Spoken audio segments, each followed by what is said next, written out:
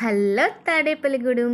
మొన్న మా తాడేపల్లిగూడెంలో ఉన్న బల్సులమ్మ అమ్మవారికి ఇలాగా శాకంబరి అవతారం అయితే వేశారండి. మొత్తం గుడి చుట్టూ అమ్మవారికి మొత్తం ఆకుకూరలు కూరగాయలతో మంచిగా అలంకరణ అయితే చేశారు. ఈ ఆషాఢ మాసంలోనే అమ్మకి ఇలా శాకంబరి అవతారం ఎందుకు చేస్తారో తెలుసా మీకు?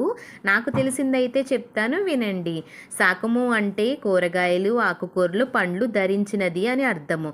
అందుకే అమ్మవారు దుర్గాదేవి స్వరూపిణి ఇలాగ శాకాంబరిగా అవతరించి ప్రజలను బాధల నుంచి కరువు కాటకాల నుంచి రక్షించింది. కాబట్టి అమ్మవారికి ప్రతి ఏటా ఆషాఢం రోజునాడు మనం ఈ శాకాంబరి అవతారం వేస్తాము.